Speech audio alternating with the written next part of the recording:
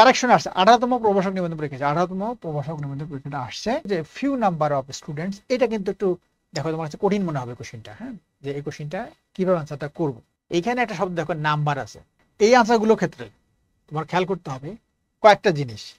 একটা হচ্ছে এই যে নাম্বার, নাম্বারের এটা কিন্তু এই যে এ আছে, এই যে এ বা ডি বা এ এরপর যদি নাম্বার থাকে, নাম্বারের পরে যে নাউন প্রনাউন, এই যে নাউন প্রনাউনটা, এই নাউন প্রনাউনটা অবশ্যই প্লুরাল হবে। এটা তোমরা সবাই জানো, এটা খেয়াল রাখবা, এটা প্লুরাল হবে, ঠিক আছে। এই প্লুরাল হওয়ার পরে যখনই নাম্বার থাকবে, নাম্বারের সাথে আরো কয়েকটা শব্দ আছে, ভ্যারাইটি অফ, নাম্বার অফ, হ্যাঁ, ম্যানি। এগুলো ক্লাসে আমি আসলে ক্লাসে অনেক সময় নেই পড়ানো, একটা টপিকের উপর ক্লাস হয়তো, এখানে সব টপিকে একবার হচ্ছে। কি কি বললাম? নাম্বার দেখো, এই নাম্বারের সাথে লিখে রাখো নাম্বার, ভ্যারাইটি, একই নিয়মে হবে, ভ্যারাইটি, তারপর একটা শব্দ লেখো ম্যানি, একইভাবে হবে। তো খেয়াল করো যে এদের পরের যে নাউন প্রনাউন সেটা প্লুরাল হবে, যেমন এই শব্দটা প্লুরাল করতে হবে, এটা খেয়াল রাখতে হবে। কিন্তু কারোর সাথে দেখো যে এটা প্লুরাল নাই, ঠিক আছে, সব ঠিক আছে, এটা প্লুরাল নাই, তার জন্য এটা হবে না উত্তরটা, এই জন্য এই জায়গাটা খেয়াল করতে হবে।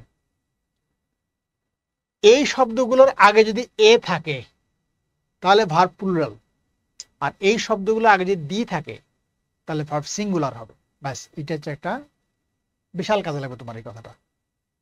নাম্বার, ভ্যারাইটি, ম্যানি, এই শব্দগুলোর আগে যদি এ থাকে তাহলে ভার্ব প্লুরাল হবে, আর এই শব্দগুলোর আগে যদি ডি থাকে তাহলে ভার্ব সিঙ্গুলার হবে। এই যে তুমি এইভাবে যদি পড়ো তাহলে পড়াটা একদম সহজে মনে থাকবে। খেয়াল করো, সবগুলোর আগে এ আছে, তার মানে ভার্ব কি হবে? প্লুরাল হবে। তাহলে ভার্ব এটা প্লুরাল, এটা সিঙ্গুলার আছে, তাই না? দেখো যে এটা সিঙ্গুলার, এটা কাটা, এটা প্লুরাল, এটা হতে পারে, এটা প্লুরাল। প্রথমে খেয়াল করো যে স্মল নাম্বার এটা হবে না।